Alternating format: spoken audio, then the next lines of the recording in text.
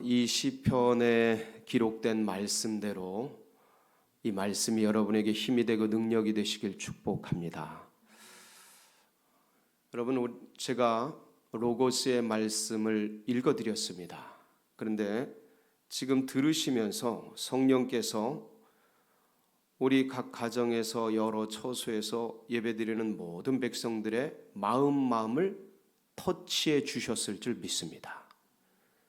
레마의 음성으로, 주님의 진리의 말씀으로, 생명의 은혜로 여러분의 영혼을, 여러분의 심령을, 여러분의 낙담된 마음을, 침체된 심령들을 주님께서 싸매주시고 어루만져 주시고 터치해 주시고 일으켜 주시어서 소생의 말씀이, 은혜의 말씀이, 능력의 말씀이 되게 하실 줄 믿습니다. 이게 살아있는 성령의 능력이고 이게 살아있는 말씀의 은혜입니다. 여러분, 오늘 이 시편 23편 다윗의 시입니다. 이 코로나 바이러스가 사방을 우겨싸고 여러 가지 상황과 환경과 처지를 어렵게 하고 있는 이때에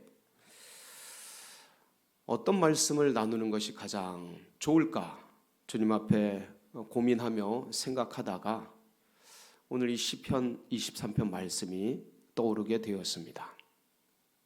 세상에서 가장 유명한 시 하면 손에 꼽히는 이 시, 시편에서 가장 유명한, 우리들의 입에 읊조리고 오르내리는 시이고, 그리고 이게 낭만적이고 목가적이고 농촌의 전경 속에서 어린 양과 양들과 같이 뛰노는 그런 목자의 모습이 떠오르게 되는 기가 막힌 그러한 시가 이 시대에 사방에 우겨쌈을 당하고 어려움을 당하는 우리들의 마음 가운데 저는 이것이 소망이 되고 위로가 되고 힘이 될 줄 믿습니다. 왜 그런 거 하냐면, 여러분, 이 시가 지어지는 그 배경과 상황과 환경을 알면 이게 우리에게 적합한 말씀이구나 하는 것들을 같이 공감할 수 있기 때문입니다. 여러분, 지금 세계적인 재앙이 우리 사방천지에, 그리고 전 세계적으로, 전 국가적으로 밀려 들어오고 있습니다. 미국이나 이태리나 스페인, 듣자 하니까 하루에 10,000명씩 확진자가 생기고 있다고 합니다. 그러니까 여기서 끝나는 게 아니고 이게 점점 더 급속도로 확산되고 있는 것입니다. 그리고 그런 어려움을 당하는 유학생들과 그런 분들이, 세계적으로 흩어져 있던 분들이 오히려 국내로 들어오고 있는 그런 상황 속에서 그 유학생들과 컴백하는 분들로 인해서 확진자가 우리나라에도 더 생기고 있는 그런 현실입니다. 안심할 수 있는 단계가 아니고, 지금 정부에서는 4월 6일 날 학교 개학을 지금 염두에 두고 있는데 그렇게 발표가 돼 있죠. 그런데 사실상 이것조차도 상식적으로 생각해 볼 때 이때 개학을 한다면 그 초중고 아이들, 유치원 어린애들, 물불을 못 가리고 뛰어노는 그 아이들에게 정말 수백 수천 개의 학교들 속에서 이런 것들이 어찌가 된다면 이거는 지금 우리가 경험했던 지금까지와는 또 다른 양상으로 퍼질 것이 뻔히 보이는 그런 상황에 저희가 놓여져 있습니다. 어쩌면 이제는 우리가 정부가 개학을 하라고 허락한다 해도 국민이 말려야 될 때라는 상황 가운데 우리가 놓여져 있고, 국내적으로는, 해외적으로는 뭐 말할 것도 없이 저 초강대국 미국에서 하루에 10,000명의 확진자가 생긴다 하고 수많은 사람들이 죽어간다 하고 이러고 있는 실정에 저희가 놓여져 있는 것이죠. 그래서 지금은 믿든지 안 믿든지, 뭔가 하나님을 믿든지 믿음이 없는 불신자든지 불안과 두려움 속에 있는 게 다 동일합니다. 야, 믿는 백성들은 야, 이거 진짜 마지막 대환란의 그런 징조 아니야? 이러다가 진짜 제3차 대전 일어나는 거 아니야? 와, 이러다가 이거 지구 어떻게 되는 거 아니야? 이거 진짜 주님 오시는 게 기쁘고 감사하고 그래야 되는 분위기이지만, 그런 현실적으로 이런 상황 가운데 어려움이 오니 불안한 겁니다. 불안한 거예요. 그러니까 양가 감정이죠. 주님이 오심에 대해서는 감사할진데, 그러나 현실이 이렇게 무너지고 있는 걸 보면 불안한 거죠. 믿음의 백성들도 그래요. 믿지 않는 백성들은 지금 뭐 경제가 다 무너지고 있고, 미국은 2조 달러인가 얼마를 이게 해서 푼다고 하고, 우리나라도 한다고 하고, 이게 사방에 우겨쌈을 당하여서 어려움을 당하고 있으니, 이런 상황 가운데 뭐를 붙들 수 있고 뭐를 의지할 수 있겠느냐 하는 거예요. 마음 둘 곳이 없다라는 거예요.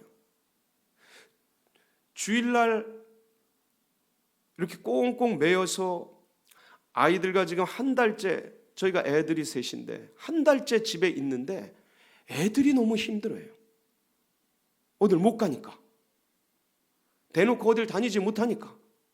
그러니 모든 사람들이 다 동일한 입장 아니겠습니까? 이렇게 답답하고 불안하고 어렵고 힘든 이때에 과연 그렇다면 우리는 무엇을 붙잡아야 하는가? 전 오늘의 이 시편 23편이 너무나 명백하게 그것을 우리에게 잘 설명해 주고 있다고 믿습니다. 여러분, 다윗이 지은 시입니다. 시편 23편이. 근데 이 표제어에 다윗의 시 이렇게만 나와 있어요. 언제 지었는지, 어느 상황 가운데 이 시가 지어졌는지, 어느 때에 다윗이 젊었을 때 지었는가, 나이 들어서 지었는가, 그런 흔적이 나와 있질 않아요. 그러다 보니까 신학자들도 논쟁이 치열합니다. 이거 젊어서 지은 시이다. 다윗이 10대 때 목동으로 있을 그때의 그런 경험을 가지고서 젊었을 때 지은 시다 라고 주장하는 분들도 계십니다. 또 어떤 분들은 아닙니다, 이건 나이가 들어서 압살롬의 반역과 이런 것들이 다 정리된 후에 인생을 회고하면서 자신이 어렸을 때 목동으로 있었던 때에 그것을 기억하면서 지었던 시이다 라고 주장하는 신학자들도 있습니다. 여러분은 어떻게 생각하십니까? 흔적이 나와 있지 않기 때문에 어느 때 어떻게 지어져 있는지 추론할 수가 없습니다. 다만 분명한 것은 다윗이 어릴 때 목동이었기 때문에 이 목동이었던 때에 가졌던 그 마음을 그대로 가지고서 젊었을 때든지 나이 들었을 때든지 계속 읊조리면서 생각하면서 주님을 이렇게 묵상했다라는 것은 정확하게 동일합니다. 그런데 이 시 한 절 한 절, 한 소절 한 소절, 단어를 살펴보면 다윗의 인생 속에서는 도저히 나올 수 없는 기가 막힌 아름다운 단어들, 순수하면서도 서정적이면서 그 시골의 낭만적인 목가적인 분위기가 철철 넘치는 시인 것입니다. 그런데 이 이면에는 처절한 피가 흐르는, 맑은 물가와 푸른 초장을 이야기하고 있지만 그 이면에는 피가 철철 흘러서 내를 이루고 전투의 현장에서 광야와 사막을 뛰어다니는 다윗의 현실이 있었던 겁니다. 그럼 곰곰이 생각해 보십시오. 다윗이 분명히 자기가 고백합니다. 지난주에 우리가 골리앗 앞에 선 다윗처럼을 같이 상고하면서 골리앗 앞에 섰을 때 목동이었습니다. 그래서 물맷돌 5개를 들어서 싸우죠. 그러니까 그때 이미 아버지에게 심부름을 받아서 형님들이 전쟁에 나간 형님들이 어떻게 지내는가를 살피고 문안하고 오라고 그렇게 심부름 차 이 전쟁터에 왔던 겁니다. 목동일을 하다가 그러고서 거기서 골리앗을 제압하고 그 다음에 갑작스러운 스타가 되죠. 잘 따라와 보십시오. 다윗의 일생을. 갑작스러운 스타가 되는데 그 보무도 당당하게 승전의 장군이 되어서 일약 장군이 되는 거예요. 목동이. 그리고 들어오는데 그 이스라엘의 처자들이 춤을 추면서 노래를 하지 않습니까? 뭐라고 합니까? 사울은 천천히요, 다윗은 만만이다. 이걸 누가 듣습니까? 사울이 들어요. 같이 움직였으니까. 사울 왕이 듣습니다. 자기 앞에서 노래하는 걸 들었으니까. 그리고 여기서부터 질투심과 뭔가 다윗을 경계하는 마음이 들어오게 됩니다.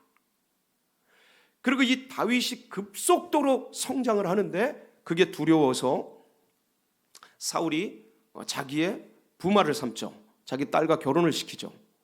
그리고 제거하기 위해서, 결혼을 시킬 때도 제거하기 위해서 블레셋 군대에 그때 수급이라고 하는데 목이나 이런 거를 원하죠. 이 옷을 원하는데 그 옷을 얻기 위해서는 이 목을 이렇게 자르게 되는 그런 어떤 조치를 해야 되는 거예요. 그러니까 전쟁터에 나가서 다윗이 블레셋 군대와 싸우다가 죽게끔 다른 요구를 하지 않고 블레셋의 옷 수급을 원하게 됩니다.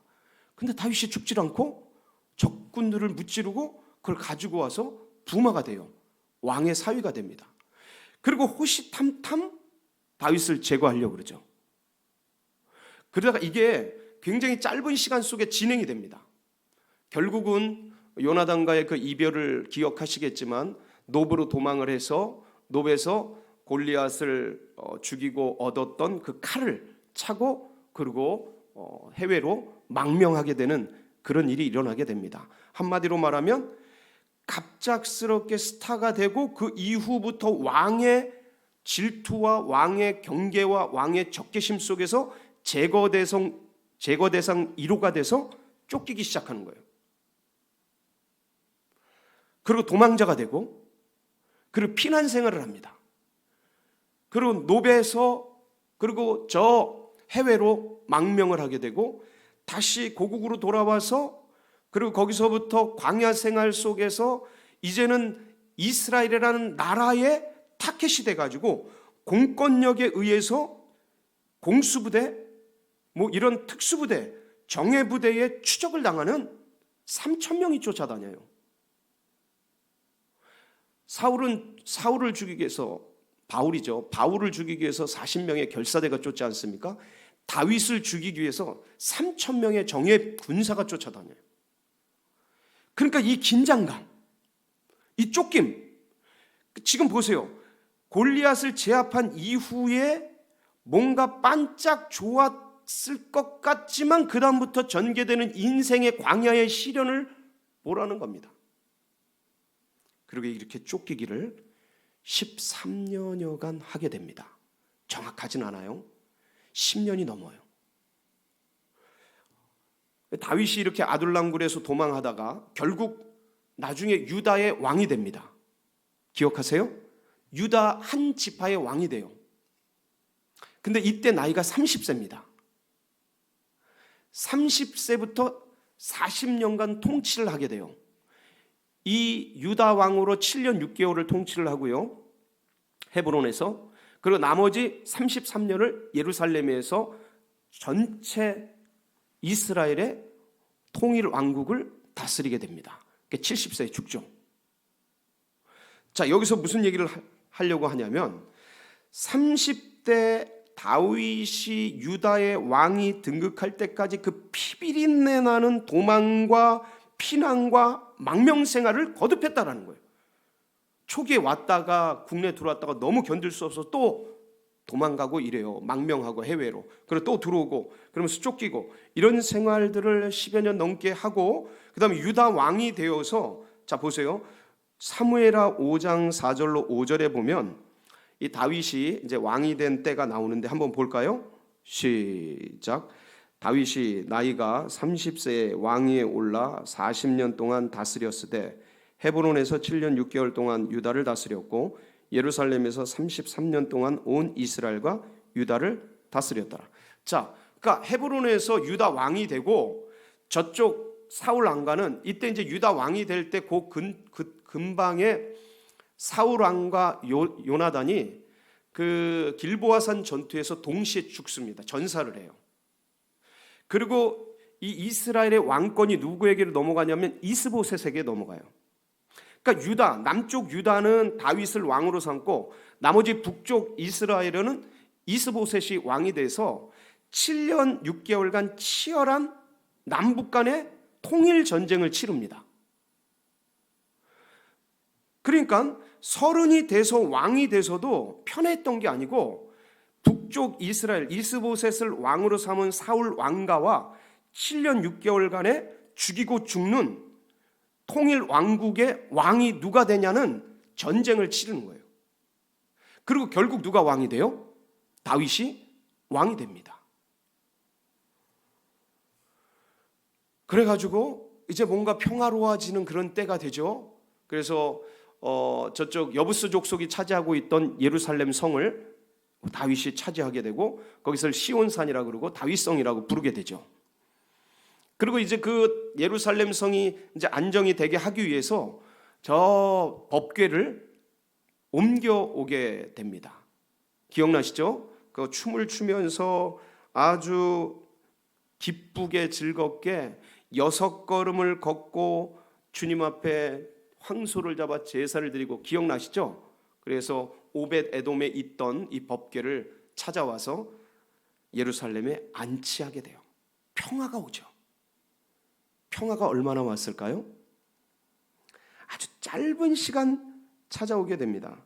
한번 말씀으로 한번 보겠습니다. 사무엘하 3장 1절에 보면 한번 볼까요? 시작. 사울의 집과 다윗의 집 사이에 전쟁이 오래매 다윗은 점점 강하여 가고 사울의 집은 점점, 이게 이제 남북 전쟁이에요. 통일 전쟁. 그러고 나서 이제 사무엘하 7장 1, 2절에 보면 시작. 여호와께서 주의 모든 원수를 무찌르사 왕으로 궁에 평안히 살게 하신 때에 왕이 선지자 나단에게 이르되 볼지어다 나는 백향목 궁에 살거늘 하나님의 궤는 휘장 가운데 있도다. 이게 이제 사무엘하 7장에 드디어 이제 이스라엘 전체 왕이 돼서 평화가 온 거예요. 그래서 평화가 왔을 때 백향목 궁에 나는 있는데 제일 먼저 법궤를 생각하고 하나님의 전을 생각하는 거예요. 여기에서 이제 다윗 언약을 받죠. 이게 사무엘하 7장의 그 유명한 말씀 아닙니까? 자, 이 사무엘하 7장의 평화가 오는데 굉장히 짧아요. 이때 하나님 앞에 다윗 언약을 받고 그러고 나서 8장부터 뭐가 전개되냐면 이제 국내 통일 전쟁이 이루어지고 나서 해외 정복 전쟁이 이루어집니다. 바로 8장부터. 8장 1절 같이 볼까요? 시작. 그 후에 다윗이 블레셋 사람들을 쳐서 항복을 받고 블레셋 사람들의 손에서 메댕 암마를 빼앗으니라. 이제 블레셋, 모압, 이 8장 2절 쭉쭉쭉 밑으로 내려가면 모압, 소바, 다메섹, 아람, 하맛, 에돔, 암몬 주변 국가들과 영토 확장 전쟁을 치열하게 치릅니다. 부국 강병을 향해 목숨 걸고 싸우게 돼요. 자, 그래가지고 이제 주변을 하면 이 시간이 굉장히 길었어요. 이 전쟁의 시간이. 왜냐하면 적국이 강력했거든요. 근데 강력했지만 다윗이 계속해서 전쟁을 통해서 정복하고 이기고 승리하게 돼요. 하나님이 함께 하심에 모든 국가들을 정복하고 드디어 평화가 이 땅에 서서히 찾아오게 되는 게 언제냐면 사무엘하 11장 1절로 2절이에요. 보겠습니다. 시작. 그 해가 돌아와 왕들이 출전할 때가 되매 다윗이 요압과 그에게 있는 그의 부하들과 온 이스라엘 군대를 보내니 그들이 암몬 자손을 멸하고 라빠를 에워쌌고 다윗은 예루살렘에 그대로 있더라. 저녁 때에 다윗이 그의 침상에서 일어나 왕궁 옥상에서 거닐다가 그곳에서 보니 한 여인이 목욕을 하는데 심히 아름다워 보이는지라. 제가 지금 무슨 말씀을 드리고 있는 거예요? 평화의 날이 오는가 했더니 이런 범죄를 저지르게 되고 이것을 통해서 이 가정에 내란이 일어나게 됩니다. 압살롬의 반역이 일어나게 돼요. 그 압살롬이 반역하기 전에 형들을 죽이고 암논을 죽이지 않습니까? 자기 동생 여동생 다말을 범죄한 것 때문에 형 암논을 죽이고 칼바람이 불어요. 피바람이 부른다고요. 이 다윗의 생애를 살펴보면 계속해서 이런 일들이 일어나게 돼요. 결국 사무엘하 15장 10절에 보면 시작. 이에 압살롬이 정탐을 이스라엘 모든 지파 가운데 두루 보내 이르기를 너희는 나팔 소리를 듣거든 곧 말하기를 압살롬이 헤브론에서 왕이 되었다 하라 하니라. 압살롬이 반역을 하죠. 다윗은 도무지 아들과 싸울 수가 없어서 피난을 갑니다. 도피를 해요. 그러고 나서 압살롬과의 전쟁에서 승리하게 되죠.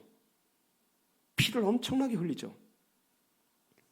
그리고 그 뒤에 세바의 반역이 일어나고요. 그 다음에 여러 가지 아도니아의 아들 아도니아의 반역이 일어나고 인구조사가 일어나고 계속해서 어려운 상황과 환경들이 꼬리에 꼬리를 물고 계속해서 이어집니다. 성경에 보면. 그러면 한번 돌아보세요. 다윗이 언제 시편 23편에 이 시를 쓸 만한 환경이었는가? 제가 지금 다윗의 일생을 짧은 시간 동안 스킵을 했습니다. 여러분이 생각하기에 다윗이 언제 이 시를 썼을까?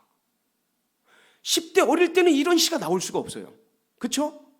그러니까 천천히 만만히요 골리앗을 죽이고 갑작스럽게 부마가 되고 본인도 모르게 쫓기는 신세가 되고 그 이후에 일생을 전쟁터에서 피바람 불어치는 목숨 건 위기의 속에서 살고 죽이는 그런 전쟁터에서 일생을 살아온 이 다윗, 그리고 내부적인 반란과 어려움 속에서 피바람이 몰아치는 그 상황 속에서 있었던 이 다윗에게 언제 이런 기가 막힌 시를 쓸 수 있는 그런 시간이 있었을까?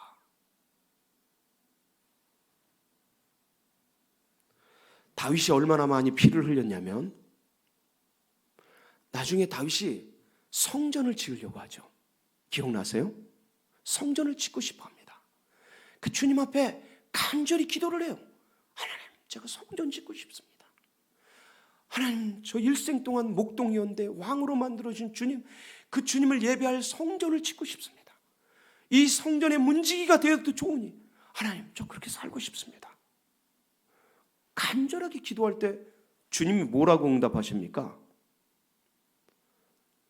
너는 안 돼. 왜 안 되죠? 손에 피를 너무 많이 묻혔어. 역대상 22장 8절인데 한번 같이 보겠습니다. 시작. 여호와의 말씀이 내게 임하여 이르시되 너는 피를 심히 많이 흘렸고 크게 전쟁하였느니라. 네가 내 앞에서 땅에 피를 많이 흘렸은즉 내 이름을 위하여 성전을 건축하지 못하리라. 주님의 다윗이 성전 짓고 싶다고 기도할 때 주님이 말씀하신 거예요. 넌 피를 심히 많이 흘렸고 크게 뭐 했어요? 전쟁. 끊임없는 전쟁. 끊임없는 피. 이렇게 살아왔던 다윗의 일생입니다. 그런데 언제 이런 시를 쓸 수 있었겠느냐라는 거예요. 모든 이가 이렇게 좋아하는 이 아름다운 목가적인 시, 이 기가 막힌 시. 여러분, 다윗은 늘 이 시를 가슴에 품고 있었어요. 전쟁터에서. 적국에 망명해서 그 왕의 죽음 위협 그 속에서 사울에게 쫓기는 그 광야 속에서 피가 마르는 그 도망 시대에 언제나 늘 다윗의 심령 속에는 여호와는 나의 목자시니 내게 부족함이 없으리로다. 사랑하는 성도 여러분, 지금 우리가 이 코로나 바이러스로 어려움을 당하고 있습니다. 사방에 우겨쌈을 당한 것 같아요. 앞이 보이질 않아요. 제가 봐도 그냥 상식적으로 봐도 이 계약하면 안 되는데, 이거 더 어려워지는데, 이 폭발적으로 늘어날 텐데, 부활절이 다가왔는데 우리 모여야 하는데 참 답답하다, 안타깝다. 상식적으로 봐도 뭐가 이렇게 전망이 밝지를 않아요. 경제적 전망은 여러분, 저 선진국들이 2조 달러 이런 걸 왜 퍼붓는다고 생각하십니까? 무너지고 있으니까. 아예 그냥 무너지고 있으니까. 헬리콥터로 현금을 찍어서 나눠주다시피 하고 해야 할 절박한 상황인지라. 이런 것들이 우리 피부 속으로 체감적으로 지금도 느껴지지만 앞으로 더 이것들이 느껴질 텐데, 이거 생각하면 가슴이 바짝바짝 마릅니다. 답답합니다. 그런데 다윗은 이것보다 더한 상황과 환경 속에 늘 있었던 거예요. 우리는 죽음의 위협은 아니지 않습니까? 우리가 10대 때 그런 위협을 왕에게 찍혀가지고 살해의 위협을 느끼고 그런 건 아니지 않습니까? 20대 30대 피비린내 나는 망명을 하고 공권력에 의해서 타켓이 돼서 쫓김을 당하고 이러는 건 아니지 않습니까? 전쟁터에서 어느새 화살이 날라오고 어느새 칼이 날라올지 모르는 그 피범벅이 된 전쟁터에서 우리가 그렇게 있지는 않지 않습니까? 여러 가지 위협이 있더라도 안전장치가 있고 마스크가 있고, 그리고 뭔가 이렇게 조치를 취할 수 있는 그런 상황이지 않습니까? 다윗은 우리보다 훨씬 더 압박이 높고 어려움이 많은 그 상황 속에서도 이 시를 지어서 하나님 앞에 영광 올리면서 그 걸음걸음을 걸어갔다라는 것이죠. 사랑하는 성도 여러분, 주님을 바라보십시오.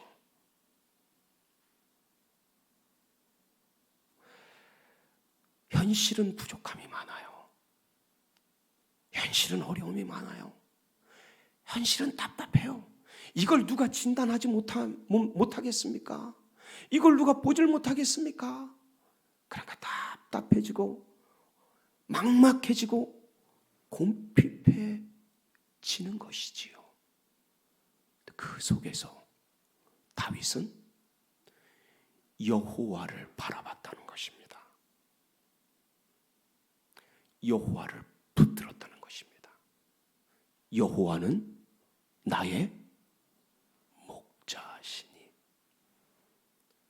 다윗은 목동이었잖아요. 그래서 본인이 양들을 어려울 때, 힘들 때, 배고플 때, 괴로울 때, 더울 때, 목마를 때 어떻게 인도했는지를 경험했지 않습니까? 우리의 지난날 더 힘들고 더 어렵고 더 괴롭고 더 궁핍할 때 주님이 우리를 어떻게 인도해 왔는지를 우리는 기억하고 있지 않습니까? 이거보다 더 힘든 때가 얼마나 많이 있었습니까? 이게 어렵고 힘든 겁니다. 지금 현재 그러나 이것보다 더 절박하고 더 고단하고 더 괴로운 때가 수도 없이 우리의 인생 속에 그때가 있지 않았습니까? 그 걸음 속에서, 그 결핍된 상황 속에서 주님이 그것을 넉넉하게 이기게 해 주시지 않았습니까?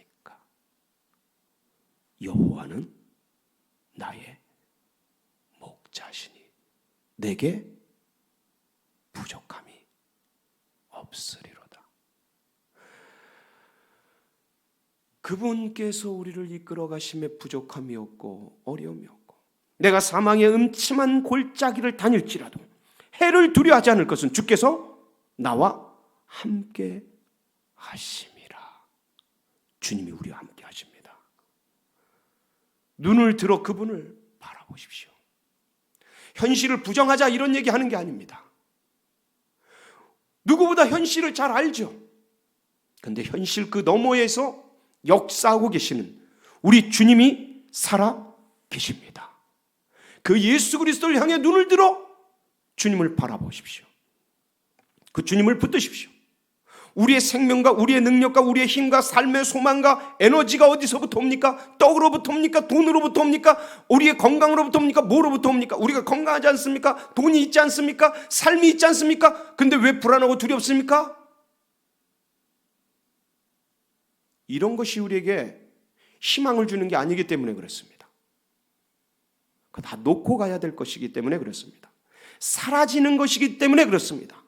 그것이 우리의 생명을 안전하게 할 수 없는 것이기 때문에 그렇습니다. 구중궁궐 깊은 지하세계 어딜 가 있더라도 이 코로나 바이러스와 이 사망의 음침한 것들은 찾아오기 때문에 그렇습니다. 아무리 돈을 쌓아놓은들, 소유를 많이 늘어놓은들, 그것을 아무리 먹고 입고 가진 것들을 풍요롭게 쌓아놓은들, 그 죽음의 위협과 죄의 위협과 사망의 위협들은 어느 틈엔가 공기처럼 들어와서 우리의 영혼을 타격하고 우리의 의식을 침체되게 하고 사망의 음침한 골짜기로 끌어가기 때문에 그렇습니다. 존재는 불안정합니다. 아무것도 온전하지 않습니다. 그런데 우리가 어떻게 이 상황으로부터 결핍이 없는, 부족함이 없는 상황 가운데 이룰 수 있습니까? 여호와는 나의 목자시니. 할렐루야. 여러분, 이걸 붙드세요. 이걸 놓치지 마세요. 상황과 환경의 마음을 뺏기지 마세요. 우리의 감정 가운데 우리의 의식을, 우리의 믿음을 뺏기지 마세요. 주님을 꼭 잡으세요. 이빨을 깨물고 붙드세요.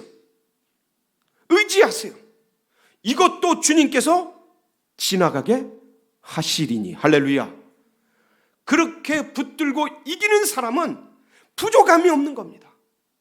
모자람이 없는 겁니다. 아니, 철철 넘칩니다. 내 잔이 넘치나이다. 그래서 남을 도와주고, 남을 섬겨주고, 남을 위로해주고. 여러분, 다윗이 쫓기면서요 400명의 무리들을 이끌어갑니다. 가난하고 헐벗고 곰핍한 자들. 그 마음을 아니까, 위로가 있으니까, 힘이 있으니까, 에너지가 있으니까. 아니, 살해 위협을 받고 공공단체에서 쫓기고 3,000명의 군사들이 쫓기는 그 사람에게 무슨 여유가 있어서 사람들을 돌보고 위로할 수 있는 힘이 나옵니까? 어디로부터 옵니까? 내 잔이 넘치나이다. 할렐루야.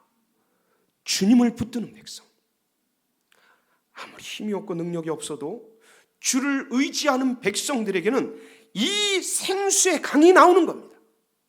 지혜가 나오는 겁니다. 능력이 나오는 겁니다. 힘이 나오는 겁니다. 어렵고 힘든 사람 돌볼 수 있는 내 잔이 넘치는 은혜가 있는 것이지요. 이 주님을 꼭 붙드십시오. 이 한 주간도 이분을, 우리 주님을, 부족함이 없는 이 여호와를 의뢰하십시오. 이 영원하신 우리의 힘이요 능력이신 예수 그리스도를 꼭 붙드십시오. 그분이 우리의 모든 결핍을 채워주시고 내 잔이 넘치게 하실 줄 믿습니다. 함께 기도하시겠습니다.